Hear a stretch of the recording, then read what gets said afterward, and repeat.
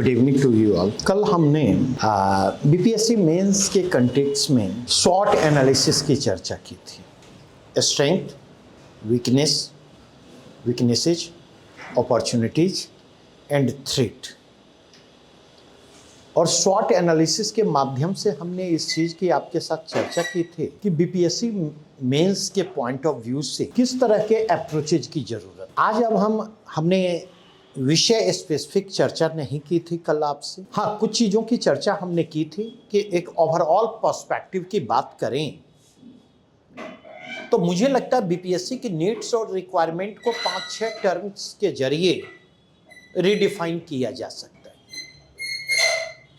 Information, understanding, number 1 information, number 2 understanding, number 3 जब understanding की बात हम करते तो relative importance of the fact, तथ्यों का जो सापेक्षिक महत्व है वो भी अंडरस्टैंडिंग का हिस्सा है। और ये तीनों चीजें मिलकर के नॉलेज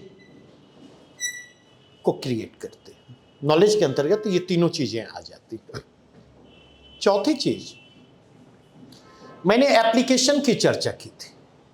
जब तक इंफॉर्मेशन नहीं होगा, जब तक अंडरस्टैंडिंग नहीं होगी, तब तक कॉन्फिडेंस आपका बिल्डअप नहीं होगा।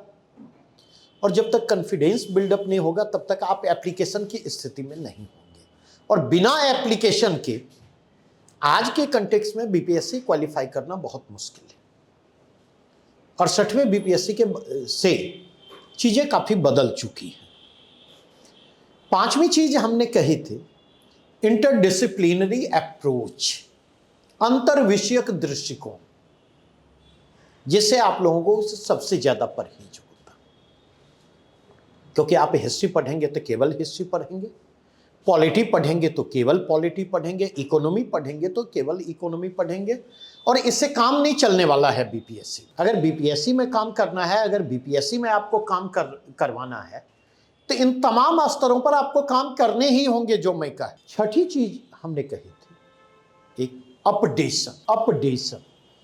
शायद कल अपडेशन में मिस कर गया। पूरा का पूरा पेपर 2 देखें, चाहे वो पॉलिटी वाला पार्ट हो, चाहे वो इकोनॉमी वाला पार्ट हो, चाहे वो साइंस एंड टेक वाला पार्ट हो, इन्वायरमेंट इकोलॉजी वाला पार्ट हो। पूरा का पूरा पेपर 2 अपडेशन डिमांड करता है। और ऑलरेडी पेपर 1 का जो पार्ट 2 है, करेंट, नेशनल, इंटरनेशनल, वो तो पूरी तरह से उसी पर बेस्ड ही है। और लास्ट बात हमने कही थी आपसे कि थोड़ा सा किसी भी चीज को अगर आप पढ़ रहे हैं तो एक बिहार सेंट्रिक अप्रोच जरूर लेकर के चले। क्योंकि टेल क्वेश्चन के रूप में इंडियन पर्सपेक्टिव में प्रश्न क्रिएट किए जा रहे हैं। और कई बार आप जाकर के देखेंगे टेल क्वेश्चन के रूप में बिहार स्पेसिफिक टर्म दिया जा रहा है। तो ये जो 6-7 टर्म हैं, इन 6-7 टर्म्स के माध्यम से हमने नीड और रिक्वायरमेंट को हमने रिडिफाइन करने की कोशिश। आज हमारी जो चर्चा आपके साथ होने जा रही है, चूंकि ये क्लासेज हम हिस्ट्री एंड कल्चर सेक्शन से शुरू कर रहे हैं, तो मेरा अपना जो अप्रोच होता वह यह कि किसी भी सेक्शन को शुरू करता हूं तो उस सेक्शन को शुरू करने के पहले ट्रेंड्स, स्ट्रैटेजी और ट्रेंड्स और स्ट्रैटेजी के कंटेक्स्ट में हम सिलेबस को रिडिफाइन करने की कोशिश करते हैं। देखिए, समझने की कोशिश कर। अब हमारी चर्चा हिस्ट्री स्पेसिफिक हो। अगर आप देखें मोस्ट ऑफ द केस में बीपीएससी की तैयारी करने वाले जो बच्चे हैं, जो मेंस दे रहे हैं, जो इंटरव्यू दे रहे हैं, ठीक है, उनसे पूछें कि हिस्ट्री हम कैसे तैयार करें, और एक रेडीमेड सॉल्यूशन उनकी ओर से आपको मिलेगा। और वो रेडीमेड सॉल्यूशन क्या है? तो अगर इसके कंटेक्स्ट में देखें तो अब तक का जो अप्रोच है, और अभी भी कई सारे लोग इसको फॉलो कर रहे हैं, इसको आप कह सकते हैं ट्रेडिशनल अप्रोच। क्या किया जाएगा? तो यहां पर किया जाएगा एक क्वेश्चन, बारीकी से इसे देखिएगा। कला और संस्कृति, विद्रोह, आंदोलन और क्रांति,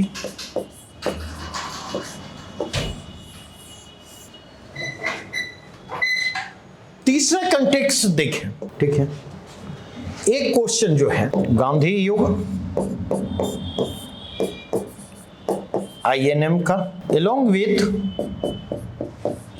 गांधी और गांधीवाद, और चौथा कंटेक्स्ट अगर आप देखें सेफ साइड के लिए शिक्षा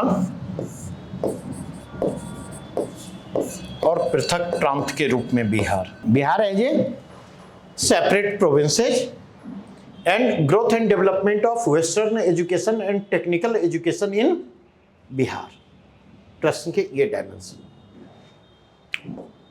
अब इस डायमेंशन को थोड़ा सा समझें, क्योंकि यही हमारा स्टार्टिंग पॉइंट। अब आप जाकर के देखें, जब कला संस्कृति करते तो वहां पर क्या करते हैं, जब कला और संस्कृति आप कर रहे होते तो यहां पर आप करते हैं पटना कलम, यहां पर आप करते हैं मौर्य कला, यहां पर आप करते हैं पाल कला। और इसमें भी पैटर्न क्या आप देखेंगे कि पिछले साल जो पूछा जा चुका है उसको आप छोड़ देते, पिछले साल जो पूछा जा चुका है आप उसको नहीं करते। इस बात को समझे, उसको छोड़ करके दो टॉपिक आप कर लेते। विद्रोह आंदोलन और क्रांति में जाकर के देखें आप क्या करते, 1857 कर लेते, संथाल विद्रोह कर लेते, मुंडा विद्रोह कर लेते। जब 1857 के रिवोल्ट को आप कर रहे हैं तो कुंवर सिंह की भूमिका कर लेंगे। बिहार स्पेसिफिक एंगल से बिहार में 1857 रिवोल्ट का प्रसार और उसका इंपैक्ट कर लेंगे। जब आप संथाल विद्रोह करते हैं तो संथाल रिवोल्ट के साथ आप रोल ऑफ सिद्धो कान्हो कर लेंगे। जब आप मुंडा रिवोल्ट करते हैं तो मुंडा रिवोल्ट के साथ आप जो है रोल ऑफ बिरसा मुंडा कर लेते, बात खत्म। और मान करके चलते हैं, और यहां पर भी आपका अप्रोच यही होता कि पिछले साल जहां से प्रश्न पूछा जा चुका है उसको छोड़ करके रेस्ट पार्ट आप कर लेते, क्योंकि समय का भी अभाव आपके पास होता है, बहुत सारा काम करना होता नहीं। एक गाना है ना, और भी गम है इस दुनिया में मोहब्बत के सिवा। तो ठीक उसी प्रकार आप लोगों का अप्रोच जो होता है, और भी गम है इस दुनिया में पढ़ने लिखने के सिवा। तीसरा, जब गांधी गांधीवाद करते तो मोटा मोटी गांधीवाद करते, और गांधी युग का मतलब आपके लिए क्या होता, यहां पर जाकर के देखे चंपारण कर लेंगे, नहीं, नॉन कॉपरेशन मूवमेंट कर लेंगे, सिविल डिसओबीडियंस मूवमेंट कर लेंगे, क्विट इंडिया मूवमेंट कर लेंगे। नहीं, कितना छोटा सिलेबस हो गया, नहीं। और मान के चलेंगे कि अब आपकी तैयारी हिस्ट्री एंड कल्चर सेक्शन की हो गई, नहीं। और गिरते पड़ते देखिए तो 67वीं बीपीएससी तक ये फॉर्मूला काम कर जाता था। गिरते पड़ते शब्द का मैं इस्तेमाल कर रहा हूं क्योंकि पलट करके देखें तो आप ये पाएंगे कि क्वेश्चन के ट्रेंड में चेंज पहले से आ रहे हैं। ऐसा नहीं है कि अचानक से ट्रेंड में चेंजेज।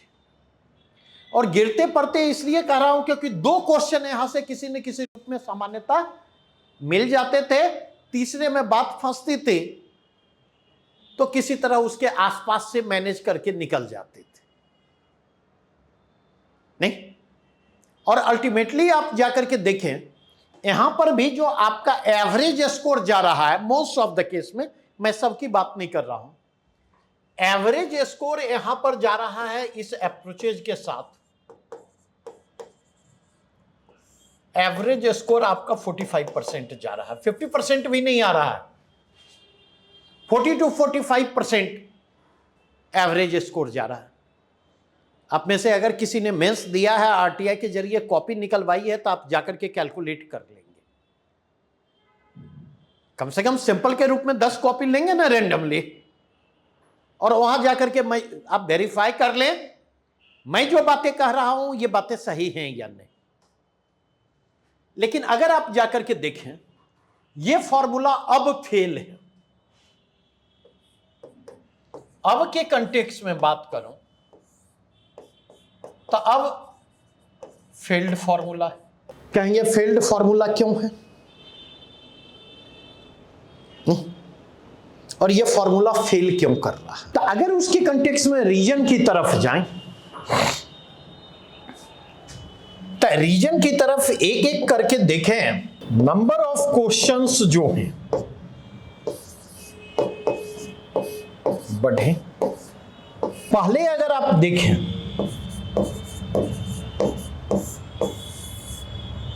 आपको या तो 3 क्वेश्चन लिखने होते या 2 क्वेश्चन प्लस 2 शॉर्ट नोट्स लिखने होते। अगर हम देखें तो मुश्किल से आपको यहां से 3 से 4 प्रश्न लिखने की जरूरत होती, ठीक है।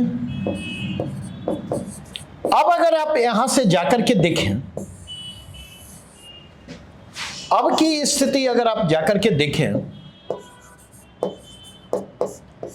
तो अब आपको 5 शॉर्ट नोट्स यहां से लिखने हैं, मतलब शॉर्ट आंसर कहें, शॉर्ट नोट्स ना कहें। 5 शॉर्ट आंसर और प्लस 2 फुल क्वेश्चन आपको लिखने हैं। मतलब टोटल अगर आप जाकर के देखें तो यहां से 7 क्वेश्चन लिखने हैं। नहीं तो ऑब्वियसली अगर 7 क्वेश्चन लिखने हैं, विकल्प क्या हुए?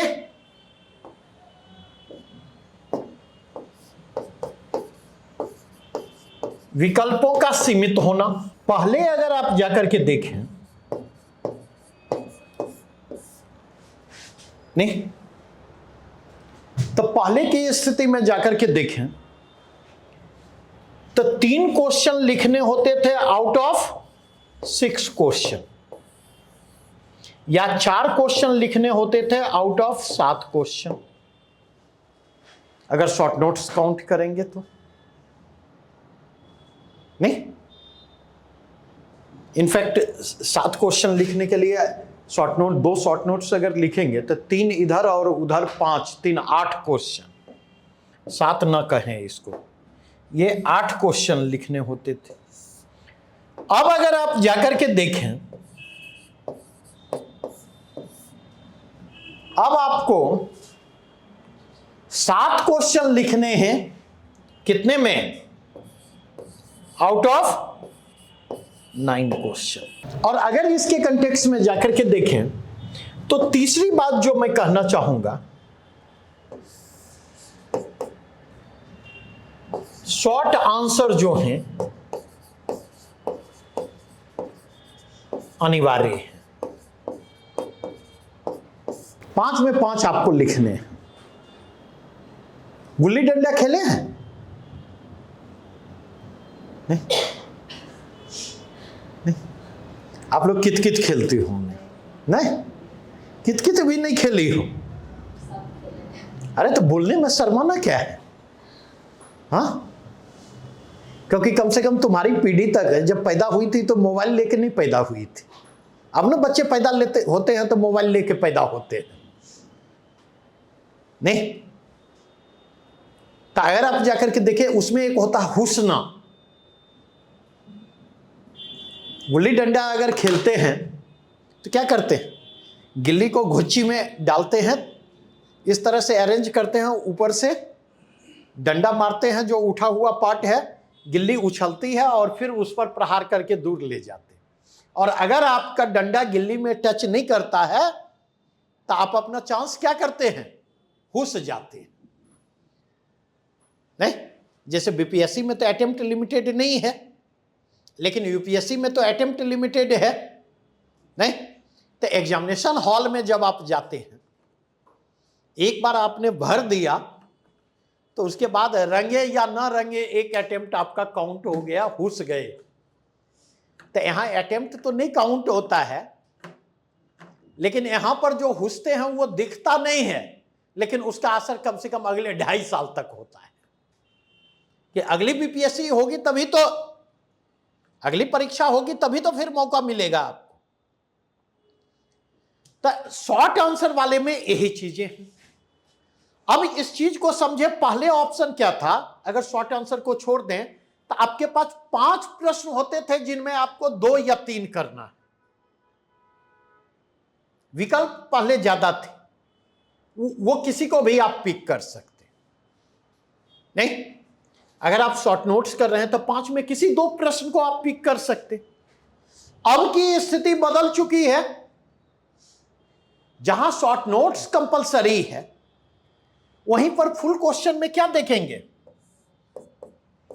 फुल क्वेश्चन के कंटेक्स्ट में देखें 1/2, 2 प्रश्न दिए हुए हैं और 2 प्रश्नों में आपको 1 प्रश्न करने हैं। नहीं, अब 5 विकल्पों वाले में हमें 2 प्रश्न लिखना है। हो सकता है 5 प्रश्नों में 3 प्रश्न हमारे रेंज से बाहर हो, लेकिन उनमें से कोई 2 प्रश्न जो है हमारे रेंज में है। अब जब ग्रुपिंग कर दिया गया तो यह संभव है कि पहले 5 में 2 अगर कंफर्ट जोन से होते थे तो हम पिक कर सकते। अब ऐसा संभव है वो दोनों के दोनों प्रश्न जो हैं एक ही ग्रुप में हो, तो लिख तो कोई एक ही प्रश्न पाएंगे, दूसरा प्रश्न तो मिस करेंगे। मेरी बातें समझे या नहीं? अब इसका इंपैक्ट देखें, इसका इंपैक्ट कहां पर पड़ रहा है। जैसे आप देखेंगे कि प्रश्नों की संख्या बढ़ेगी तो ऑब्वियसली ऐसा तो नहीं है कि ये जो आपने ड्रॉ आउट किया है सारे के सारे प्रश्न यहीं से रहेंगे। ये संभव है, ये संभव है कि 9 में 9 प्रश्न यहीं से रहे? नहीं, डिफरेंट टॉपिक को टच करने की कोशिश होगी, और डिफरेंट टॉपिक को टच करने की कोशिश होगी तो सिलेबस रिडिफाइन होगा। बिना सिलेबस के रिडिफाइन हुए संभव है? या हम ये कह लें सिलेबस रिडिफाइन किस कंटेक्स्ट में होता है, ये बात भी मैं क्लियर कर दूं। सिलेबस तो वही है जो पहले था। तो सिलेबस की जो व्याख्या हम करते हैं, इंडिपेंडेंटली व्याख्या नहीं करते हैं। सिलेबस की हम व्याख्या करते हैं प्रश्नों के ट्रेंड्स के आलोक में। प्रश्नों के ट्रेंड अगर बदलेंगे तो सिलेबस की व्याख्या बदलेगी। अब बातें समझ में आई? तो इस चीज को रुक करके समझने की जरूरत है। तो प्रश्नों की संख्या बढ़ेगी तो सिलेबस के अधिक से अधिक टॉपिकों को छूने का प्रयास होगा। दूसरा, विकल्प अगर सीमित होंगे तो आपको अपने दायरे का भी विस्तार करना होगा। सिलेबस के अधिक से अधिक हिस्सों तक आपको पहुंचना होगा। इन बातों को समझिए। तीसरी बात जो समझने की कोशिश करें, देखिए एक धारणा क्या है, जैसे शॉर्ट आंसर पूछे जाते और 38 नंबर के एक प्रश्न को करने के लिए आपके पास कुल मिलाकर के कितना समय होता है? 22.5 मिनट का समय होता, और 22.5 मिनट में आपसे अभिनव जो प्रश्न है चैट बॉक्स में डाल दें। 22.5 मिनट में आपको 450 से 500 शब्द में उत्तर लिखना होता, आंसर आपको लिखना होता है। अब अगर इसके कंटेक्स्ट में जाएं, समस्या कहां पर आती है, हम इस बात को समझने की कोशिश करें। शॉर्ट नोट्स भी तो 38 नंबर का होता, और 38 नंबर के शॉर्ट नोट्स जो होते उनमें अगर आप जाकर के देखें, 3 शॉर्ट नोट्स 8-8 नंबर के होते हैं, 8 मार्क्स ईच, और 2 शॉर्ट नोट्स 7 मार्क्स ईच के होते नहीं? तो अब आपको 22.5 मिनट में 5 शॉर्ट नोट्स लिखने हैं। हर शॉर्ट नोट्स के लिए मैक्सिमम आपके पास जो विकल्प हैं, हर शॉर्ट नोट्स को मैक्सिमम आप 80 से 90 शब्दों में, 80 to 90 वर्ड्स में आपको लिखना होता है। और हम लोग भी कहते हैं कि 80 to 90 वर्ड्स में लिखना है, मतलब 4 पॉइंट अगर आपको मिल जा रहा है, काम हो जाएगा। तो सुनने में तो ये बड़ा आसान लगता है, 4 पॉइंट तो मिल ही जाएगा जब टॉपिक पढ़ करके जा रहे हैं। अब इस बात को समझने की कोशिश करें। अब इसके खतरे क्या हैं? सड़क पर चलते होंगे, ऐसी सड़कों पर जिस पर ट्रक वगैरह चलते हो, ट्रक के पीछे में कई बार देखेंगे बोर्ड लटका मिलता है, छोटा सा बोर्ड, उस पर कुछ कुछ लिखा होता नहीं? तो उसमें हमारे काम की कौन सी चीज होती है जो उस पर लिखी होती है? क्या? कीप डिस्टेंस ना, ये काम की चीज नहीं है। ऐसा थोड़े है कि बीपीएससी करंट थोड़े मारती है या मैं करंट थोड़े मारता हूं। हाँ, उसमें एक लिखा होता है, लटकला तक गल्ला बेटा। कभी गौर किया है? हाँ, ट्रक पर भी होता है, ये मत बोलिए ट्रैक्टर पर होता है। ट्रैक्टर पर का तो अनुभव आप लोगों को अनुभव हो या ना हो, हमें तो कई बार अनुभव है, हाथ पैर फोड़वा के लौटा हूं, समझे? तो लटकला तक गिल्ला बेटा, इसका मतलब समझिए। होता क्या है, अगर किसी प्रश्न का उत्तर 500 शब्दों में लिखना हो और किसी प्रश्न का उत्तर 80, 90 या 100 शब्दों में लिखना हो, तो दोनों के फर्क को समझे। हमने आंसर लिखना शुरू किया, हमने आंसर लिखना शुरू किया, ठीक है? अब उसमें कई बार क्या होता है, भटक जाते हैं। ऐसा होता है या नहीं? तो जब 500-600 शब्दों में उत्तर लिखना होता, 450 शब्दों में उत्तर लिखना होता, तो 2, 250, 300 शब्द में आंसर लिखने के बाद भी अगर हमें यह महसूस हुआ कि लगता है हम आंसर से दूर पड़ रहे हैं, लगता है ऐसा है कि हम भटक रहे हैं, तो ऐसी स्थिति में क्या होता है? ऐसी स्थिति में जो है, हमारे पास 100-150 शब्द मौजूद होते और कंप्रेस करें तो 200 शब्द हमारे पास मौजूद होते, जब हम वापस डिमांड ऑफ क्वेश्चन पर आ सकते हैं और उसको रिस्पॉन्ड कर सकते हैं। जब 80 और 90 शब्द में आपको आंसर लिखने हो, तो ऐसी स्थिति में जब तक आपको समझ में आएगा तब तक टेस्ट मैच के ओपनर को T20 में उतार देंगे तो क्या दुर्दशा होगी उसकी, सोच करके देखिए। नहीं तो कमबैक करने के मौके आपको फुल क्वेश्चन में होते हैं, कमबैक करने के मौके शॉर्ट नोट्स में नहीं होते। एक इस बात को समझिए, ठीक है? दूसरा, इस बात को आप समझें, शॉर्ट नोट्स 2 प्रकार के होते। मैं विथ इन डिटेल्स आपसे बात करूंगा, इस चीज को समझिएगा। शॉर्ट नोट्स जो हैं 2 प्रकार के होते, ठीक है? एक होता है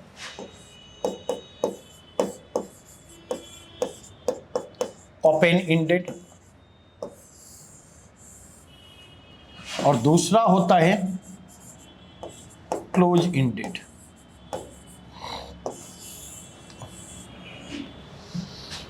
क्योंकि एक अंतर समझिएगा, हिस्ट्री सेक्शन में जो शॉर्ट आंसर पूछे जाते और अदर सेक्शन में जो शॉर्ट आंसर पूछे जाते, दोनों में अंतर होता है। हिस्ट्री सेक्शन में शॉर्ट आंसर की बजाय देखिए शॉर्ट नोट्स पूछा जाता है, और अदर सेक्शन में चाहे वो पॉलिटी हो, इकोनॉमी हो, साइंस एंड टेक हो, या इकोनॉमी के साथ ज्योग्राफी वाला जो सेक्शन है, इन्वायरमेंट इकोलॉजी वाला सेक्शन है साइंस एंड टेक के साथ, या फिर करेंट वाले सेक्शन में जब आप जाएंगे तो वहां पर देखेंगे शॉर्ट नोट्स नहीं पूछे जाते। वहां पर क्या पूछा जाता है? वहां पर शॉर्ट नोट्स की बजाय वहां पर शॉर्ट प्रश्न पूछे जाते, जैसे फुल क्वेश्चन में प्रश्न होते और उनको आपको उसका शॉर्ट आंसर लिखना होता। अब यहां पर देखें, यहां चर्चा हम हिस्ट्री में कर रहे हैं, इसलिए हम शॉर्ट नोट्स की चर्चा कर रहे हैं। शॉर्ट क्वेश्चन में यह परेशानी नहीं होगी जो परेशानी आपको यहां पर शॉर्ट नोट्स में होगी। ठीक है, जैसे अगर हम कहें प्रश्न है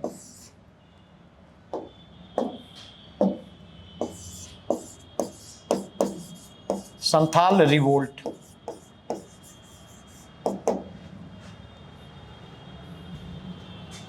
इस पर शॉर्ट नोट्स लिखना है। और दूसरा है nature of Santhal revolt,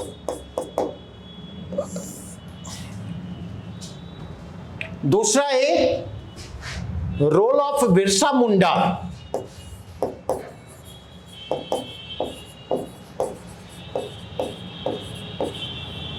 in Santhal revolt. कौन लिखना ज्यादा आसान है बतलाइए, मौका दिया आपको। क्या? सॉरी, थोड़ा सा चेंज कर देना, अब दिक्कत नहीं ना है। मुंडा रिवोल्ट,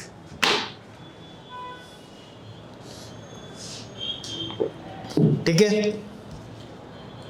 अब क्या कीजिएगा, उम्र हो गई ना। क्या? नहीं, तो आप लोगों पर उम्र का असर जल्दी हो रहा है, या कहते आप लोग उम्र के जिस पड़ाव पर है ना, लगा दो आग पानी में जवानी उसको कहते हैं, लुटा दो बाप की दौलत फुटानी उसको कहते हैं। ठीक है, तो आप लोग उम्र के उस पड़ाव पर हैं जहां पर लोग जोश में होश गंवा देते हैं। ठीक है, और मैं उम्र के उस पड़ाव पर हूं। एक दुष्यंत कुमार का शेर है, सारा जिस्म बोझ से झुककर दोहरा हुआ होगा, मैं सजदे में नहीं था आपको धोखा हुआ होगा। समझ? तो कई बार बोझ जब बढ़ता चला जाता है ना, तो मेमोरी भी साथ छोड़ने लगती है, तब धीरे धीरे वो असर दिखेगा। माँ बाप जब रहते हैं तब तक युवा हैं, राहुल गांधी युवा हैं, समझ? कुछ समय पहले तक मोदी जी भी युवा थे, लेकिन अब अगर देखें हम लोग युवा नहीं रहे, क्योंकि माँ बाप दोनों से मुक्त हो चुके हैं। तो आप इस बात को समझें, बारीक फर्क है। यहां आपको परसेप्शन की बात यहां पर मैं कर रहा, और परसेप्शन की बात अगर मैं करूं तो ये लिखने में आसान लगेगा। ध्यान रखेंगे, ये परसेप्शन है, लिखने में आसान लगेगा, लेकिन ये आसान होगा नहीं, ये ध्यान रखेंगे। ये परसेप्शन की बात है, लिखने में मुश्किल लगेगा, ये परसेप्शन है, धारणा है, बट मुश्किल होगा नहीं।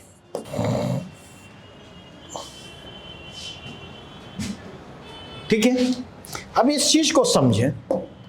प्रश्न चाहे संथाल रिवोल्ट पर पूछा जाए या प्रश्न चाहे मुंडा रिवोल्ट पर पूछा, निश्चित तौर पर जितने में लिखना है उससे बहुत ज्यादा आप जान रहे होंगे। चुटका नोट से भी अगर आपने पढ़ा होगा तो आपके पास ज्यादा सूचनाएं होंगी। पहली दुविधा आपके सामने क्या आएगी? पहली दुविधा यह उभर करके सामने आएगी कि संथाल रिवोल्ट या मुंडा रिवोल्ट पर हम कारण लिखें, या उसमें हम संथाल रिवोल्ट में सिद्धू कान्हू की भूमिका लिखें, या मुंडा रिवोल्ट में हम बिरसा मुंडा की भूमिका लिखें, हम नेचर ऑफ संथाल रिवोल्ट की चर्चा करें, हम नेचर ऑफ मुंडा रिवोल्ट की चर्चा करें, हम उसके परिणामों की चर्चा करें, ट्राइबल रिवोल्ट जो है कि परंपरा में हम उसके स्थान का निर्धारण करें, उसके अचीवमेंट की बात करें, इसने ट्राइबल रिवोल्ट के फ्यूचर डायरेक्शन को कैसे प्रभावित किया, इसने इंडियन नेशनल मूवमेंट के डायरेक्शन को कैसे प्रभावित किया। तो क्या लिखे हम, जान तो सब कुछ थोड़ा थोड़ा रहे हैं, मेरी बातें समझ रहे हैं या नहीं। और इसलिए अगर ओपन एंडेड शॉर्ट नोट्स है तो उसको आपको लगता है उसको लिखना आसान है, लेकिन उसको लिखना मुश्किल है।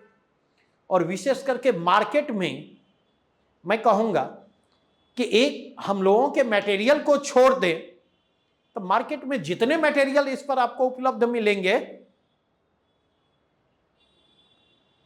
वो अमामाई का किस्सा है। अमामाई का किस्सा का मतलब समझते हैं? अमामाई का किस्सा सुने हैं या नहीं? अरे घर में दादी नानी किस्सा सुनाती थी बचपन में ना, जब सोने का समय होता था तो दादी नानी के पास जाकर के बैठते थे या नहीं, और वो किस्सा सुनाती थी, किस्सा सुनते सुनते सो जाते थे। तो नोट्स में वही अमामाई का किस्सा है और आप लोग वही किस्सा लिखने भी जा रहे हैं मोस्ट ऑफ द केस में, भले ही आपने मेरे यहां ही पढ़ा हो। मोस्ट ऑफ केस में मैं बच्चों को देखता हूं वो किस्सा और कहानी ही लिखते, और आपको लगेगा कई बार सिद्धो कान्हू कहां से चले, कैसे आगे बढ़े, समझे, आपको लगेगा एकदम लेखक जो है आंखों देखा हाल सुना रहा है। महाभारत में संजय के बारे में सुना है ना, संजय महाभारत के युद्ध का आंखों देखा हाल धृतराष्ट्र को सुना रहे, तो आपको लगेगा आंखों देखा हाल सुना रहा है। तो उस स्थिति में जो है पता चला जहां से आपने शुरू किया वहीं पर आपका आंसर खत्म हो जाएगा। तो इसके लिए जो है कंपैक्टनेस ऑफ लैंग्वेज चाहिए, कम से कम बात शब्दों में अधिक से अधिक बातों को हम कैसे कह सकें। अगर आप इस कला में निपुण नहीं है, अगर आपका लिंग्विस्टिक एक्सप्रेशन डेवलप्ड नहीं है, आप उस नीड और रिक्वायरमेंट को पूरा करने की स्थिति में नहीं होंगे। ठीक है, लेकिन यहां पर थोड़ी सी राहत है। क्लोज एंडेड जो शॉर्ट नोट्स होते, तो क्लोज एंडेड शॉर्ट नोट्स की खासियत क्या होती है, कई बार देखने में मुश्किल लगते हैं क्योंकि एक पर्टिकुलर एंगल से पूछे जा रहे हैं। अगर उस पर्टिकुलर एंगल को आप जान रहे हैं तो आप रेस्पॉन्ड करने की स्थिति में होंगे, नहीं जान रहे तो रेस्पॉन्ड करने की स्थिति में नहीं होंगे। नहीं, अगर जान रहे हैं तो लिखना आसान है, अगर नहीं जान रहे हैं तो लिखना मुश्किल है। तो इस फर्क को समझना होगा आपको, और इस फर्क को जब आप समझेंगे तभी आप फर्दर आप अपनी स्ट्रैटेजी को रिडिफाइन करने की स्थिति में होंगे। एक और बात समझें,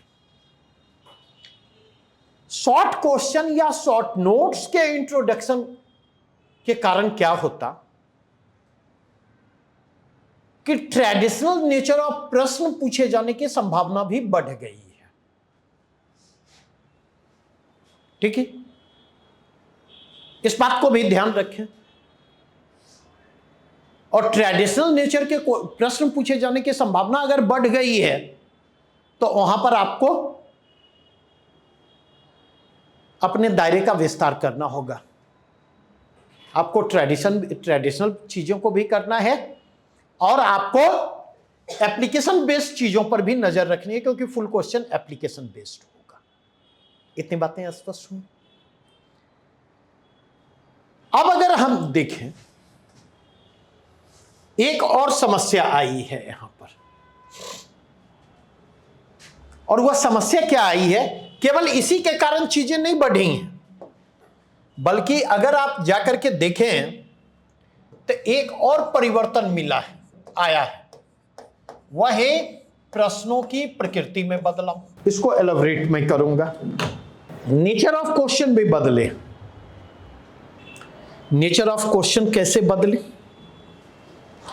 जैसे अगर आप जाकर के देखें, यहां पर हमने कहा कि आर्ट एंड कल्चर वाला जो पार्ट है, तो मोटा मोटी 3 और अधिक से अधिक लोग चौथे टॉपिक के रूप में किसको करवा देते थे, मधुबनी पेंटिंग। बात खत्म नहीं। लेकिन अब देखें प्रश्न क्या पूछा जा रहा है।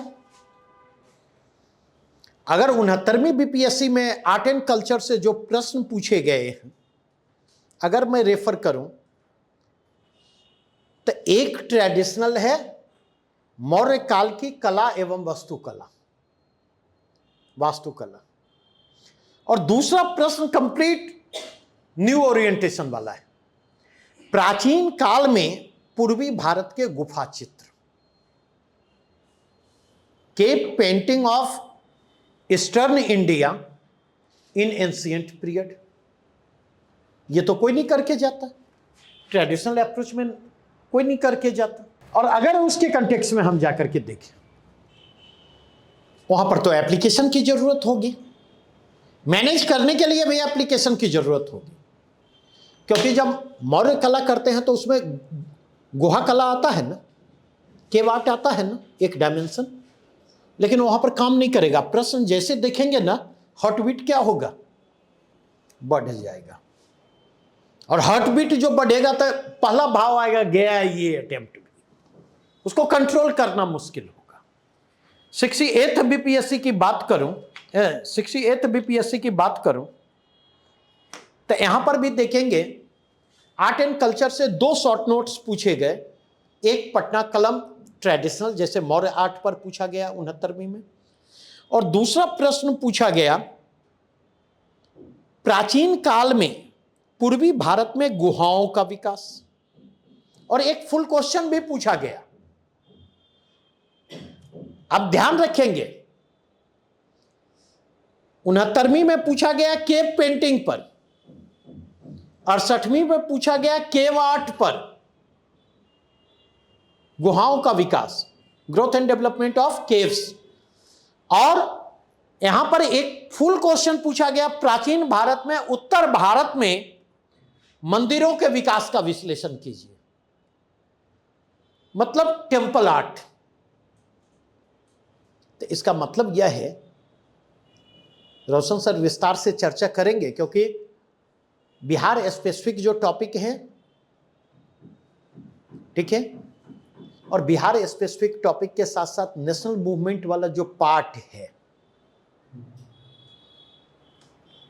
वो पार्ट रोशन सर ही करवाएंगे, और जहां से प्रश्न नहीं पूछे जाते वो पार्ट मैं करवाऊंगा, ठीक है। तब ने गांधी नेहरू टैगोर मैं करवाऊंगा, अभी केवल बतला रहा।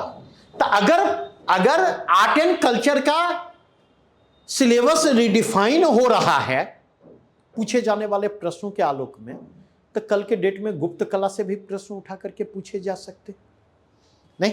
कल के डेट में यह भी संभव है कि प्रश्न का डायमेंशन जो है मथुरा शैली और गांधार शैली की ओर भी जाए, वहां से भी प्रश्न उठा करके पूछे जाए नहीं। कल के डेट में यह भी संभव है कि द्रविड़ शैली और वैश्य शैली से भी प्रश्न पूछे जाए। मेरी बातें समझ रहे हैं या नहीं, ठीक है। तो इसका मतलब यह हुआ, कल के डेट में यह संभव है मुगल स्थापत्य और कला से भी प्रश्न उठा करके पूछा जाए, सल्तनत कालीन कला और स्थापत्य से भी प्रश्न पूछा जाए। कैसे प्रश्नों के आलोक में सिलेबस रिडिफाइन होता, मैं ये बतला रहा हूं। तो हमें उसके लिए अपने आप को तैयार रखना होगा, और स्पेशली आर्ट एंड कल्चर के सिलेबस को अगर हम रिडिफाइन कर रहे हैं तो नॉर्थ इंडिया को हम सेंटर में जरूर रखें, ईस्टर्न इंडिया को सेंटर में जरूर रखें नहीं, क्योंकि बिहार नॉर्थ इंडिया का भी हिस्सा है और बिहार नॉर्थ ईस्टर्न इंडिया का हिस्सा है। इसके कंटेक्स्ट में हम सिलेबस डिफाइन करेंगे नहीं। अब अगर आप जाकर के देखें, दूसरा टॉपिक हमारा क्या है, रिवेलियन, रिवोल्ट एंड मूवमेंट। और मोटा मोटी अगर आप जाकर के देखें तो यहां से 3 तरह के प्रश्न पूछे जा रहे हैं। और प्रश्न क्या पूछा जा रहा है? तो प्रश्न यहां से पूछा जा रहा है या तो 1857 के विद्रोह कारण परिणाम महत्व प्रकृति से पूछा जाएगा, या बिहार के कंटेक्स्ट में पूछा जाएगा, या कुंवर सिंह से जोड़ करके प्रश्न पूछा जा रहा है। संथाल रिवोल्ट और सिद्धो कौन हो? मुंडा रिवोल्ट और सिद्धो कौन ट्रेडिशनली। लेकिन अब अगर आप जाकर के देखें तो यहां से प्रश्न क्या पूछा जा रहा है, मैं रेफर करना चाहूंगा 68th बीपीएससी में इंडिगो रिवोल्ट पूछा गया। ठीक है, नील आंदोलन और नील विद्रोह में अंतर है।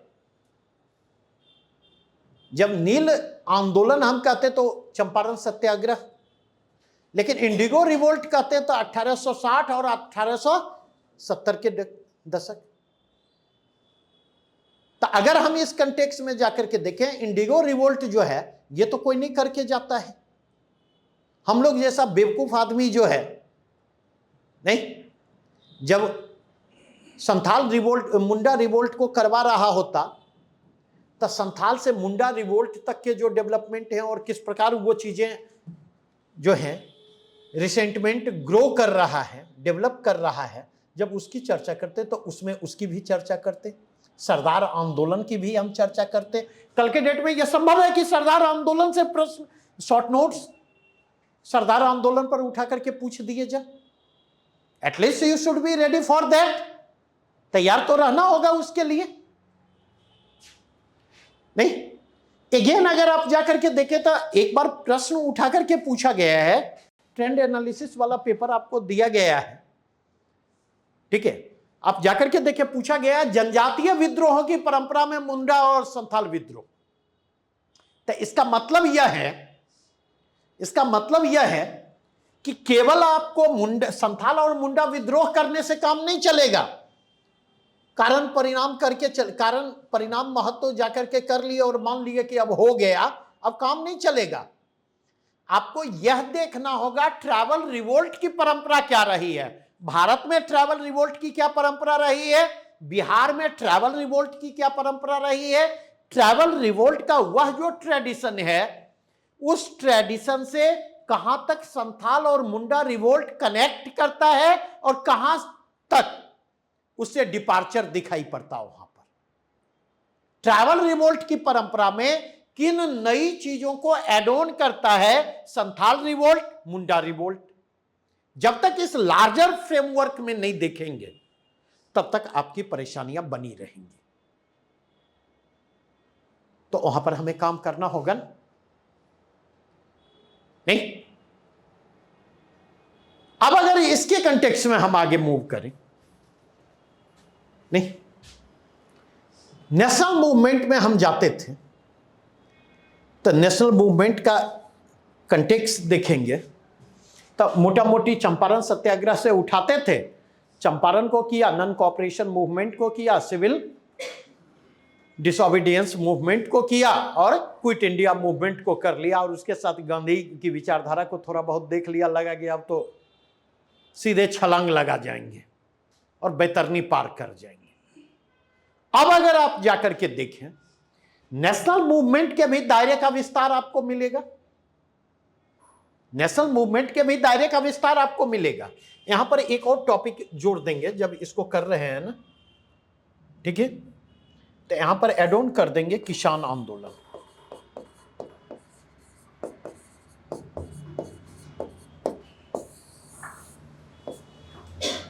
चंपारण सत्याग्रह को वहां नेशनल मूवमेंट में हमने इसलिए रखा क्योंकि गांधी और गांधीयन मूवमेंट को समझने के लिए वो महत्वपूर्ण है। लेकिन किसान आंदोलन को हमने वहां पर रखा जब जब सारा आप कर लेते, चंपारण सत्याग्रह कर लेते, गांधीयन मूवमेंट कर लेते, तो उस स्थिति में किसान सभा आंदोलन और स्वामी सहजानंद सरस्वती, बातें समझ में आ रही हैं या नहीं? अब अगर इसके कंटेक्स्ट में देखें, अब प्रश्न देखें, पिछले बार जो प्रश्न पूछा गया है, ये बात मैं कर रहा हूं 69th बीपीएससी की, नहीं, प्रश्न पूछा गया है क्या, इंडियन नेशनल कांग्रेस भारतीय राष्ट्रीय आंदोलन के उदारवादी चरण के योगदान का आलोचनात्मक परीक्षण कीजिए। लिबरल फेज से। अब तक नहीं प्रश्न यहां से पूछा गया था। अगेन अगर आप जाकर के देखें 68वीं में प्रश्न पूछा गया है, वह क्या है? इंडियन नेशनल मूवमेंट के उदय के कारकों की चर्चा कीजिए। Emergence of Indian nationalism. इसका मतलब यह हुआ कि अब ऐसा नहीं है कि चंपारण सत्याग्रह आपने कर लिया, नॉन कॉपरेशन मूवमेंट कर लिया आपने, सिविल डिसोबीडियंस मूवमेंट कर लिया, क्विट इंडिया मूवमेंट कर लिया, तो इसका मतलब काम हो गया। अब इससे काम नहीं होने वाला है। क्योंकि origin, growth and development of Indian national movement की समझ आपके पास होनी चाहिए। और origin of Indian national movement, origin, growth and development of Indian national movement की समझ तब तक आपकी विकसित नहीं होगी जब तक भारत में अंग्रेजों के आगमन, अंग्रेजी सत्ता की स्थापना, और अंग्रेजी सत्ता की स्थापना ने किस प्रकार इंडिया के various political class, various economic class, India के जो रिलीजियस क्लास हैं, ग्रुप से हैं, नहीं, किस तरह उनको प्रभावित किया, किस तरह से वहां पर रिसेंटमेंट सेपअप होता है, और वह रिसेंटमेंट किस तरह से कॉलोनियल रेसिस्टेंस को आधार प्रदान करता है। जब तक यह समझ विकसित नहीं होगी, और इस समझ के विकसित होने के लिए आवश्यकता किस बात की है? अगर आप Indian resistance of colonial power को समझना चाहते, तो Indian resistance of colonial power की शुरुआत कहां से होती है? Civil rebellion, civil revolt, tribal revolt. और इसलिए अगर आप जाकर के देखें, जब भारत के चीफ जस्टिस ऑफ इंडिया कौन है? डी.वाई. चंद्रचूड़। उन्होंने एक स्पीच में कहा था कि बेसिकली अगर देखा जाए तो प्रोटो नेशनलिज्म को रिप्रेजेंट करते हैं ट्राइबल रिवोल्ट, और बिना ट्राइबल रिवोल्ट के इंडियन नेशनल मूवमेंट की समझ और इंडियन नेशनलिज्म की समझ विकसित नहीं हो सकती। और मैं उनकी इस बात से पूरी तरह से सहमत हूं। नहीं, सेकेंड फेज में आएंगे। अरे आगे बढ़िए ना, उलझिए मत, इसलिए बार बार कहता हूं पेपर कब आया और ट्राइबल रिवोल्ट का ट्रेडिशन कब है, ट्राइबल रिवोल्ट का ट्रेडिशन कब है? पीटी के लिए तो पढ़ रहे होंगे ना? क्या, कब? अच्छा, न्यूज़पेपर। तब फिर वहां तक देखेंगे एक अध्याय खत्म हो चुका है 1857 के रिवोल्ट के पहले तक। तो अगर इसके कंटेक्स्ट में देखें, सेकेंड फेज अगर आप जाकर के देखें, तो सेकेंड फेज आपको है कॉलोनियल पावर का सांस्कृतिक प्रतिरोध आकार ग्रहण करता है। सोशियो रिलीजियस रिफॉर्म मूवमेंट में राजा राम मोहन राय जिसको रिप्रेजेंट करते हुए आते हैं। अगर आपके पास औपनिवेशिक सत्ता के सांस्कृतिक प्रतिरोध की समझ नहीं है, तो भारतीय राष्ट्रवाद की भी समझ विकसित नहीं होगी। नहीं, तब जाकर के आप देखेंगे 19th सेंचुरी के सेकेंड हाफ में जाकर के, वो भी फोर्थ क्वार्टर के आसपास जाकर के देखेंगे पॉलिटिकल रेसिस्टेंस का आधार तैयार होता है और पॉलिटिकल नेशनलिज्म का कॉन्सेप्ट इमर्ज करता है। तो इसलिए मैंने कहा कि जहां से प्रश्न नहीं पूछे जाएंगे उस पाठ को मैं पढ़ाऊंगा, क्योंकि वो समझ जरूरी है। और 2 बुक मैं रेफर कर रहा हूं, कोई तीसरी बुक मत छुएं। मेरी जो बुक है हिस्ट्री एंड कल्चर वाली बीपीएससी मेंस सीरीज की, उसके अलावा केवल 2 बुक मैं सजेस्ट कर रहा हूं। एक एनसीईआरटी जो बिपिन चंद्रा वाली है, ओल्ड एनसीईआरटी, अब तो एनसीईआरटी के नाम पर नहीं मिलेगी, लेकिन ऑक्सफोर्ड पब्लिकेशन से भी वो बुक आई हुई है और ओरिएंट ब्लैक स्वान से भी वो बुक आई हुई है। तो ओल्ड एनसीईआरटी पिक करें नंबर 1, और नंबर 2, बिपिन चंद्रा की एक बुक एनबीटी से आती है, फ्रीडम स्ट्रगल, स्वतंत्रता संग्राम। तो एनबीटी वाली वो बुक भी जरूर ले लें, क्योंकि वो पढ़वाऊंगा, ठीक है। क्योंकि ध्यान रखिएगा, जो पढ़वा रहा हूं, भले कह रहा हूं कि वहां से प्रश्न नहीं पूछे जाएंगे, या मैं जो पढ़ा रहा हूं प्रश्न नहीं पूछे जाएंगे, लेकिन दिशा वही है प्रश्न पूछे जाने की। अगर आप जाकर के देखें तो आप पाएंगे इमरजेंस ऑफ इंडियन नेशनलिज्म से लगातार प्रश्न पूछा जा रहा है पिछले कुछ वर्षों से, नहीं, और इमरजेंस ऑफ इंडियन नेशनलिज्म से चीजें आगे बढ़ते बढ़ते उदारवादी चरण तक बात आई है, आगे उग्रवादी चरण आएगी, स्वदेशी मूवमेंट आएगा, कल के डेट में होम रूल मूवमेंट आएगा, गदर आंदोलन आएगा। मेरी बातें समझ रहे हैं या नहीं? तो इस चीज को समझने की कोशिश करें।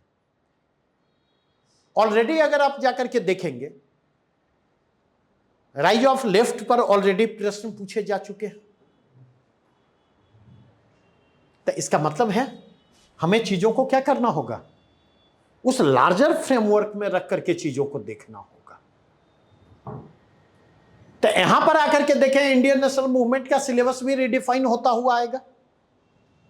अगर आप एक कंटेक्स्ट देखें तो प्रश्न एक अलग सेक्शन अगर बना दूं, तो एक सेक्शन जो इमर्ज करता है वो व्यक्तित्व आधारित प्रश्न। कहावत वहावत ध्यान रखते हैं? एक कहावत है, एक तो करेला स्वयं ही तीता, दूजा नीम पे चढ़ा। एक तो करेला स्वयं ही तीता, दूजा नीम पे चढ़ा। कहिएगा इसका मतलब क्या? 69वीं बीपीएससी में जो प्रश्न पूछा गया, 68वीं बीपीएससी में जो प्रश्न पूछा गया है, ठीक है, मैं रेफर कर रहा, फिर 69वीं पर भी आऊंगा। 69वीं में रिस्क थोड़ा सा कम है, ठीक है। प्रश्न का एक ग्रुपिंग जो है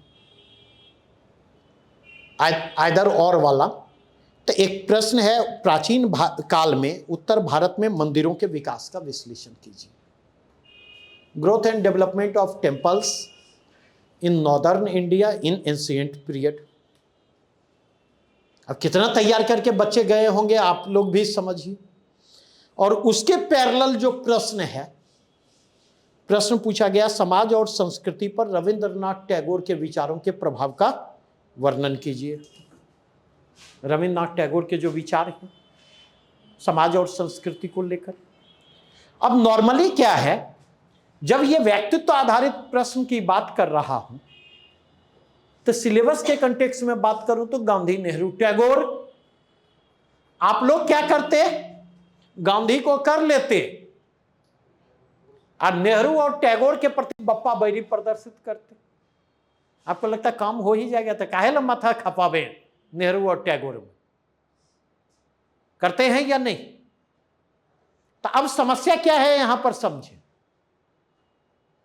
एक तो समस्या यह है कि नेहरू और टैगोर नेग्लेक्टेड आपके यहां रहते, आपकी प्रिपरेशन स्ट्रैटेजी में। दूसरा कंटेक्स्ट अगर आप जाकर के देखें, तो जो पर्सनालिटी बेस्ड क्वेश्चन पूछे जा रहे हैं वो गांधी, नेहरू, टैगोर के दायरे तक सीमित नहीं है। अगर आप जाकर के देखें तो जो पर्सनालिटी बेस्ड प्रश्न पूछे गए हैं, आप अगर जाकर के देखें तो वो प्रश्न सुभाष चंद्र बोस पर भी उठा करके पूछे गए, ठीक है। वो प्रश्न डॉक्टर राजेंद्र प्रसाद पर भी पूछे गए, वो प्रश्न स्वामी सहजानंद सरस्वती पर भी पूछे गए हैं, वो प्रश्न राम मनोहर लोहिया पर भी पूछे गए हैं, वे प्रश्न जयप्रकाश नारायण पर भी पूछे गए। और इतने पर अगर प्रश्न पूछे गए तो कल के डेट में सरदार पटेल पर भी प्रश्न उठा करके पूछे जा सकते हैं या नहीं? तो इसका मतलब यह है, और सरदार पटेल पर ही नहीं, कल के डेट में भगत सिंह पर भी प्रश्न पूछे जा सकते हैं, डॉक्टर भीमराव अंबेडकर पर भी प्रश्न उठा करके पूछे जा सकते हैं। तो उन प्रश्नों के लिए आपको तैयार रहना होगा या नहीं? तो जो पर्सनालिटी बेस्ड क्वेश्चन पूछे जा रहे, अब वो केवल सिद्धो कान्हो, बिरसा मुंडा, कुंवर सिंह, गांधी, नेहरू, टैगोर तक सीमित नहीं है, सहजानंद सरस्वती तक सीमित नहीं है, बल्कि उसका दायरा लगातार बढ़ रहा है। और अगर उसका दायरा लगातार बढ़ रहा है तो उस बढ़ते हुए दायरे को आपको रिडिफाइन करना होगा, और रिडिफाइन करते हुए आपको अपनी प्रिपरेशन स्ट्रेटजी निर्धारित करनी होगी। अगर नहीं करेंगे तो आपकी परेशानियां बढ़ेंगी। हल्के में आप नहीं ले सकते हिस्ट्री और कल्चर सेक्शन को, और हल्के में लेंगे तो उसकी कीमत चुकानी पड़ेगी। दूसरी चीज, एक और चीज देखें, मैंने ही अभी एक बात कही आपसे, 68वीं बीपीएससी में देखा कि हिस्ट्री में एक क्वेश्चन आपका फंस गया, और एक क्वेश्चन ही नहीं फंसा, इनफैक्ट 2 शॉर्ट नोट्स फंसे 15 मार्क्स के, और एक 38 नंबर के क्वेश्चन फंसे 124 अंक में। तो 15 38 कितने हो गए? 53 नंबर में तो फंस गए। नील विद्रोह तो नहीं तैयार करके गए होंगे, केव का ग्रोथ एंड डेवलपमेंट तो नहीं करके गए होंगे ईस्टर्न इंडिया में, टेम्पल आर्ट नहीं करके गए होंगे मोस्ट ऑफ द केस में। लेकिन 69वीं बीपीएससी में अगर आप जाकर के देखें तो 69वीं बीपीएससी में आप क्या देखेंगे, तो वहां पर भी एक प्रश्न फंसता दिखाई पड़ेगा। दोनों जगह आपके पास 2 विकल्प हैं, 2 विकल्प हैं। आप तो सेलेक्टिव करके गए। चंपारण नील आंदोलन का विकल्प है, तो उसके पैरेलल में प्रश्न क्या है? प्राचीन काल में बिहार शिक्षा और अध्यात्म का केंद्र रहा है, इसकी विस्तृत व्याख्या कीजिए। कैसे बिहार एंशिएंट पीरियड में एजुकेशनल सेंटर रहा, और कैसे बिहार स्पिरिचुअल सेंटर रहा है। नहीं, और अगर आप देखें तो इस प्रश्न को लिखना बहुत आसान भी है और इस प्रश्न को लिखना बहुत मुश्किल भी। नहीं, अब प्रधानमंत्री जी की तरह तक्षशिला को बिहार में ला करके आप लोग ने बैठा दीजिएगा, अरे पहुंचा दीजिए ना। जब प्रधानमंत्री जी बिहार पहुंचा सकते हैं तो आपने तो करीब लाया ना, पाकिस्तान में पहुंचाया नहीं, समझे? तो आपके पास जो है एजुकेशनल सेंटर के कंटेक्स्ट में समझ होनी चाहिए, नालंदा की समझ होनी चाहिए, आपके पास विक्रमशिला, उदंतपुर, ये 3 मेजर सेंटर थे। स्पिरिचुअल सेंटर के कंटेक्स्ट में बात करेंगे तो आपको जो है बुद्ध और इनकी चर्चा करनी होगी। नहीं, बुद्ध की चर्चा करनी होगी, महावीर की चर्चा करनी, बौद्धिज्म जैनिज्म का सेंटर रहा है। अपार्ट फ्रॉम दैट अगर आप जाकर के देखेंगे नहीं तो शंकराचार्य और इनके डिस्कोर्स की चर्चा आती है, मंडन मिश्र और भारती। मेरी बातें समझ रहे हैं या नहीं? तो इस प्रश्न में तो आप फंस गए, तो आपको लग रहा है कि 2 में से 1 करना है, लेकिन प्रश्न आपके पास एक ही है। ठीक उसी प्रकार अगर आप जाकर के देखें, उदारवादी चरण तो बीपीएससी की तैयारी करने वाले सामान्यतः करके नहीं जाते, तो वहां गायब आप हैं, क्योंकि उदारवादी चरण के नेशनल मूवमेंट में जो योगदान है उनका आलोचनात्मक मूल्यांकन करना है। तो वहां पर आपके पास प्रश्न है बिहार में आधुनिक शिक्षा का विकास और उसका प्रभाव। विकास आप करके जाते लेकिन प्रभाव करके नहीं जाते, प्रभाव नहीं करके जाते हैं आप। अब आप इस बात को समझें। तब मेरे कहने का यह मतलब है, मेरे कहने का यह मतलब है कि सिलेबस को देखने के आप अपने नजरिए को बदलें। वक्त का तकाजा है, तूफान से जूझो, कब तक चलोगे किनारे किनारे। वक्त का तकाजा है, तूफान से जूझो, कब तक चलोगे किनारे किनारे। किनारे किनारे चलने में अब आपका काम नहीं होने जा रहा, आप इस बात को समझें। उन खतरों को समझे। अगर आप अपने कैरियर को लेकर के गंभीर हैं, गंभीर नहीं है तो मुझे कुछ नहीं कहना है। तब 3 प्रश्न 5 शॉर्ट नोट्स लिखना है और 2 फुल क्वेश्चन लिखना है हिस्ट्री में। आप साथ ही टॉपिक करके जाएं, रिस्क आप कवर कर रहे हैं, परिणाम आपको भुगतना है। लेकिन अगर अपने रोल के साथ अगर आपको जस्टिस करना है, ठीक है। अब अगर इसके कंटेक्स्ट में जाकर के देखें, नहीं, अब प्रश्न जो पूछे जा रहे हैं, गांधी पर भी जो प्रश्न पूछे गए, नेहरू पर भी पूछे गए, टैगोर पर भी पूछे गए, वो होलिस्टिक मैनर में नहीं पूछे गए। सुभाष पर ही जो प्रश्न पूछा गया, मेरे ख्याल से सुभाष पर शायद 2 बार प्रश्न पूछा गया है। एक बार सुभाष पर प्रश्न पूछा गया है, सुभाष चंद्र बोस और INA, Indian national army, Azad Hind फौज।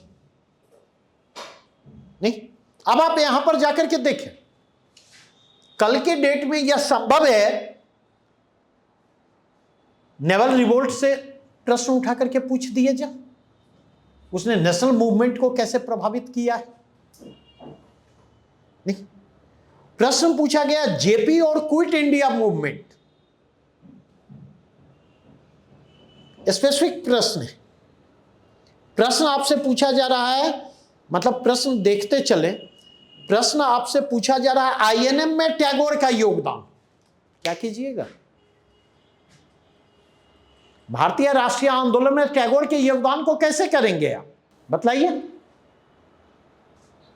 टैगोर कहां पर राष्ट्रीय आंदोलन में दिखते हैं? एक स्वदेशी मूवमेंट के दौरान दिखते, उसके बाद तो कभी दिखते नहीं है।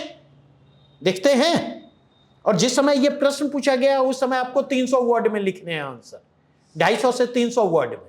तो इसका मतलब यह है कि ऐसे टॉपिक को रेस्पॉन्ड करने के लिए प्रश्न पूछा गया है आईएनएम की स्थापना के उत्तरदायी कारक, आईएनसी होगा, इंडियन नेशनल कांग्रेस की स्थापना के उत्तरदायी कारक, और जो आरंभिक राष्ट्रवादी थे, अर्ली नेशनलिस्ट थे, उनके प्रति ब्रिटिश रेस्पॉन्स, उसके प्रति अंग्रेजों की प्रतिक्रिया क्या रही।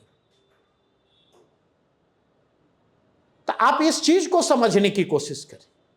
जब तक इस चीज को नहीं, नेहरू पर प्रश्न पूछा गया सांप्रदायिकता और धर्मनिरपेक्षता के संदर्भ में नेहरू के विचार, और यह प्रश्न पूछा गया 66 बीपीएससी में, उनको लेकर के उनकी क्या सोच रही।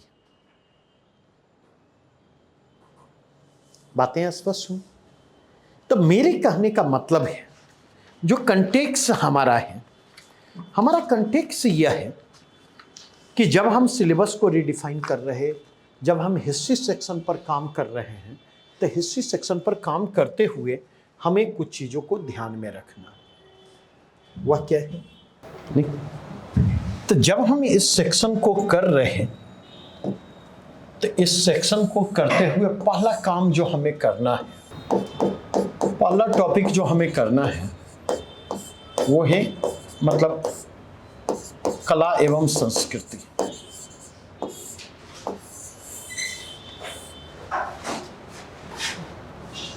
और चूंकि हमने ऑलरेडी डिटेल उसको सिलेबस को रिडिफाइन किया है, इसलिए मैं यहाँ पर नहीं लिखूंगा, बस इतना लिखूंगा, जब कला और संस्कृति करेंगे तो कला और संस्कृति के साथ साथ आप अध्यात्म को भी करें। अध्यात्म एवं शिक्षा, क्योंकि ये भी सांस्कृतिक गतिविधियों के अंतर्गत समाहित है। और जब इनको आप कर रहे हैं तो प्राचीन काल भी करें प्लस मध्यकाल भी करें, दोनों को करें।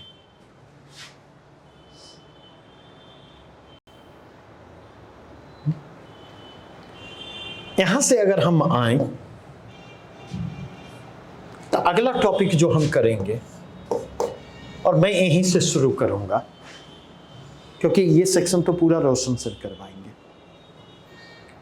वह है भारत में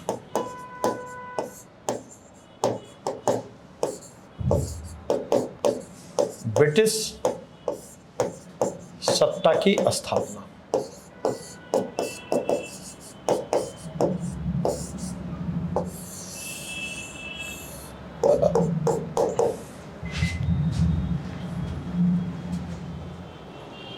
एस्टेब्लिशमेंट ऑफ ब्रिटिश पावर और ब्रिटिश रूल इन इंडिया। ठीक है। और अगर इस कंटेक्स्ट को देखें तो जब इस टॉपिक को हम करेंगे तो यहीं पर हम करेंगे बदलते औपनिवेशिक हित कैसे इंडिया से अटैच्ड कॉलोनियल इंटरेस्ट बदले हैं, इसके अनुरूप किस तरह से कॉलोनियल पॉलिसी और कॉलोनियल रूल की प्रकृति बदली है। और इन सारी चीजों पर हम चर्चा किसके कंटेक्स्ट में करेंगे? इसमें हम 3 स्टेजेस ऑफ भारत में ब्रिटिश उपनिवेशवाद के 3 चरण हैं। भारत में ब्रिटिश उपनिवेशवाद के जो 3 चरण हैं उसकी चर्चा हम यहां पर करेंगे। बिना इस चर्चा के प्रश्न पूछे जाएं तब भी, प्रश्न नहीं पूछे जाएं तब भी, बिना इस चर्चा के आप कर ही नहीं सकते। नहीं, और केवल इन 3 चरणों की चर्चा हम नहीं करेंगे, बल्कि इन 3 चरणों की चर्चा करते हुए इनके प्रभाव की भी चर्चा करेंगे।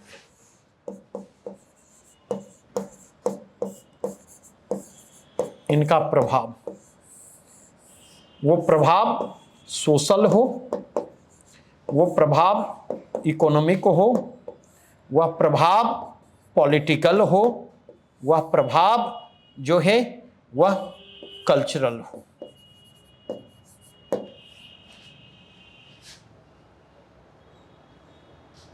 और यहीं से हम फिर आगे बढ़ेंगे। और वह क्या है? अगला टॉपिक हमारा क्या होगा?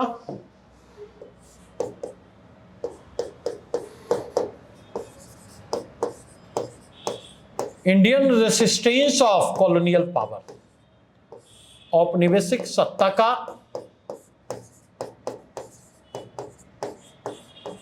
भारतीय प्रतिरोध।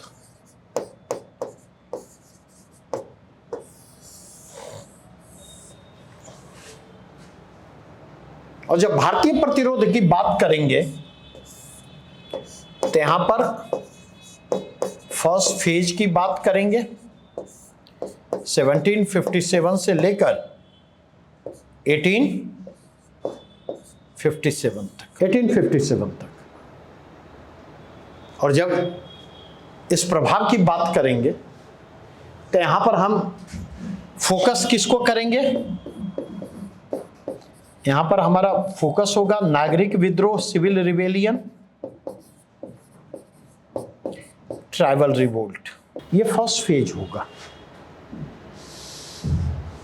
इसी फर्स्ट फेज में हम सांस्कृतिक प्रतिरोध की चर्चा करेंगे। भले यहां से प्रश्न ना पूछे जाए, सोशियो रिलीजियस रिफॉर्म मूवमेंट, क्योंकि आधुनिक भारत को अगर समझना है, अगर नेशनल मूवमेंट के कंट्राडिक्शन को समझना है, नेशनलिज्म और कम्युनलिज्म के कंट्राडिक्शन को समझना है, कम्युनलिज्म और सेकुलरिज्म के कंट्राडिक्शन को समझना है, तो यह टॉपिक आपको करना ही होगा। बिना इसकी समझ के आप नहीं कर सकते। ठीक है। अब अगर यहां से हम मूव करें, नेक्स्ट से यहां से मूव करेंगे, तो हम मूव करेंगे second half of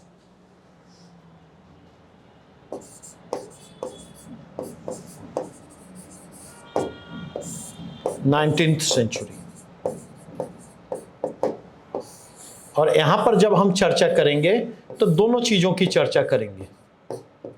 economic nationalism, आर्थिक राष्ट्रवाद,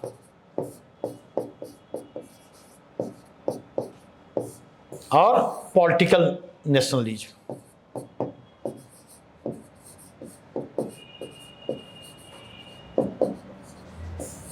राजनीतिक राष्ट्रवाद। यहां से हम मूव करेंगे तो अगला टॉपिक हमारा होगा इंडियन नेशनल मूवमेंट, भारतीय राष्ट्रीय आंदोलन। और भारतीय राष्ट्रीय इंडियन नेशनल मूवमेंट जो करेंगे तो 1885 से लेकर 1947 तक, और इसको विस्तार से करने की जरूरत होगी।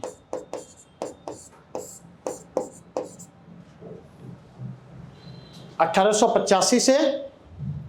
1947 के दौरान जो है इसको विस्तार से करने की जरूरत है। और विस्तार से करने का मतलब उदारवादी चरण, उग्रवादी चरण और गांधीवादी युग ही नहीं। अगर आप वहां पर जाकर के देखें तो क्रांतिकारी राष्ट्रवाद के भी 2 चरण हैं। इसी फेज में अगर आप जाकर के देखें तो भारत के बाहर जो क्रांतिकारी राष्ट्रवाद है, गदर आंदोलन है। आगे बढ़ेंगे, लखनऊ पैक्ट है, होम रूल लीग है। क्योंकि एक डेवलपमेंट क्या देखेंगे, इस फेज से कॉन्स्टिट्यूशनल डेवलपमेंट पर भी लगातार प्रश्न पूछ रहे हैं पिछले 2 वर्षों से। पिछले साल भी अगर आप जाकर के देखें, पहले नहीं पूछे जाते थे। भारत शासन अधिनियम, भारत परिषद अधिनियम 1892 से प्रश्न पूछा गया, और इसके पहले भी 1858 के भारत शासन अधिनियम से प्रश्न उठा करके पूछा गया। इसका मतलब कॉन्स्टिट्यूशनल डेवलपमेंट हमें पूरा करना होगा। अगर नहीं करेंगे तो प्रॉब्लम है। मेरी बातें स्पष्ट हुई? ठीक है। आगे अगर आप बढ़ेंगे वहां से, नहीं तो गांधीवादी आंदोलन तो आपको करने ही है। उसके जस्ट पहले लखनऊ पैक्ट, सांप्रदायिक राष्ट्रवाद, उसको भी आपको करना है। नेशनल मूवमेंट के कंट्राडिक्शन को वही रिप्रेजेंट करता नहीं। गांधी के नेतृत्व वाला जो राष्ट्रीय आंदोलन है, उसकी जो वैकल्पिक धाराएं, चाहे वामपंथी धारा हो, चाहे सांप्रदायिक धारा हो, चाहे समाजवादियों की धारा हो, सारे को लेकर के चलना होगा आपको। कल के डेट में अगर गांधी इरविन पैक्ट पर शॉर्ट नोट्स पूछ दे तो मुझे आश्चर्य नहीं होगा। तो आपको उसके लिए भी तैयार रहना होगा, नहीं? और जब उसको करेंगे तो नेक्स्ट अगर मूव करूं तो मैं यहां पर पिक करूंगा वो किसको, मैं यहां पर पिक करूंगा व्यक्तित्व आधारित। ठीक है, तो इसको गंभीरता से ले। हाँ, इसमें क्या सतर्कता बरतनी है ये मैं बतला सकता। सतर्कता ये बरतनी है कि इसमें बहुत सारे टॉपिक होंगे जिनको शॉर्ट नोट्स के पॉइंट ऑफ व्यू से हमें करना होगा। ठीक है, और something of everything, her topic पर कुछ न कुछ हमारे पास जानकारी होनी चाहिए, कुछ न कुछ हमारी तैयारी होनी चाहिए।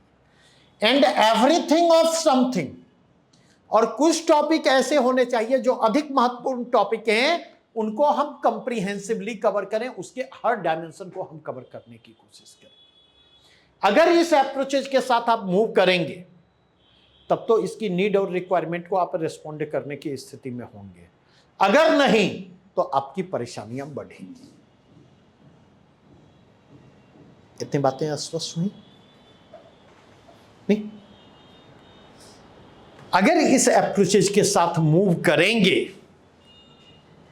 क्योंकि हमारा जो पूरा का पूरा क्लास डिस्कशन होगा, कोई भी टॉपिक उठाऊंगा तो उस टॉपिक पर हमारे डिस्कशन के 2 पार्ट होंगे। एक टॉपिक का डिस्कशन होगा, और टॉपिक का डिस्कशन जब पूरा हो जाएगा तो उस पर जो प्रश्न पूछे गए हैं या प्रश्न पूछे जा सकते हैं, उन पर हमारी आपके साथ विस्तार से चर्चा होगी।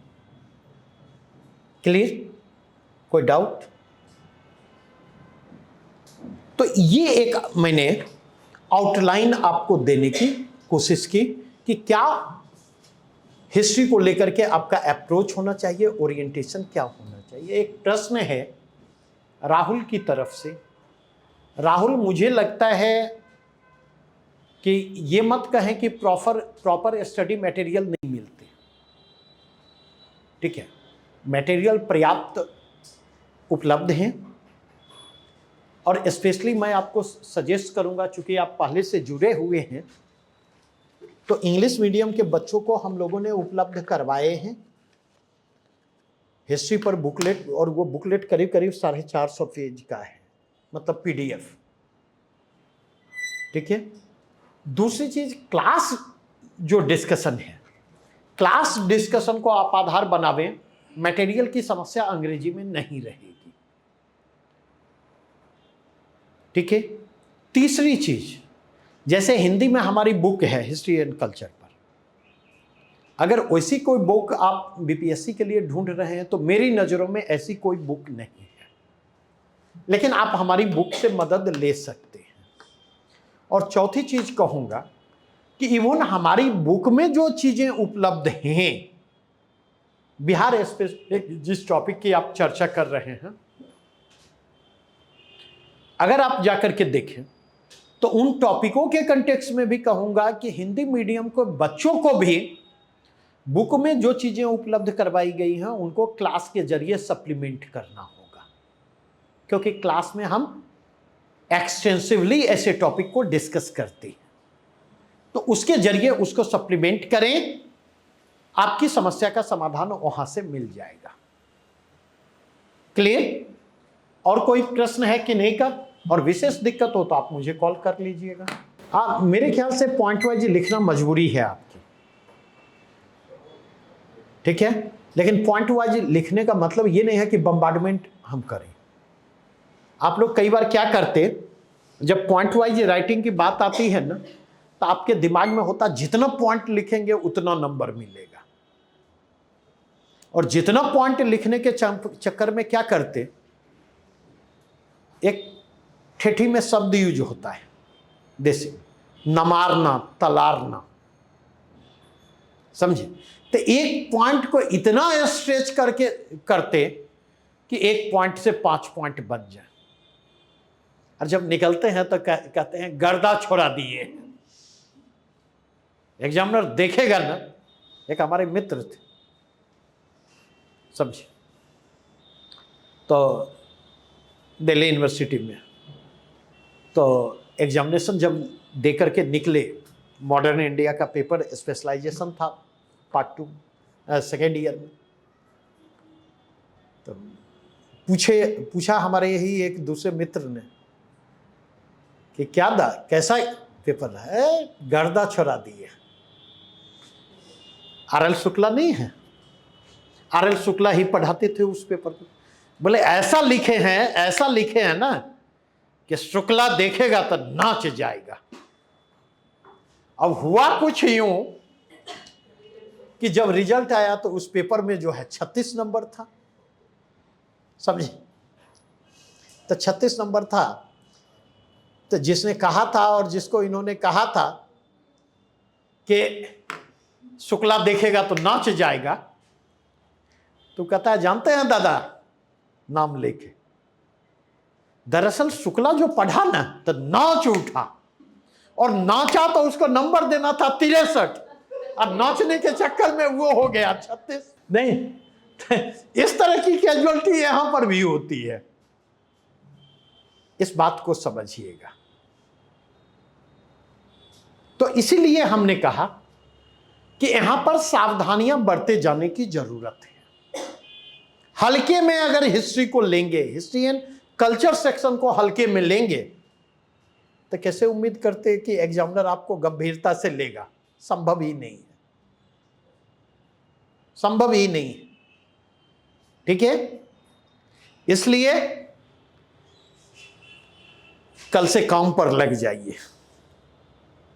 एनसीईआरटी जो है, मेरे ख्याल से दूसरा चैप्टर होगा एनसीईआरटी वाली बुक, बिपिन चंद्रा की है, establishment of British power in India. ठीक है, तो उसको पढ़ करके आइए। कल से क्लासेज इस पहले टॉपिक से हम स्टार्ट करेंगे। क्या? हाँ, फिर हमने क्या कहा, बिपिन चंद्रावाली एनसीईआरटी जो ऑक्सफोर्ड या ओरिएंट ब्लैक स्वान में से आ रही है।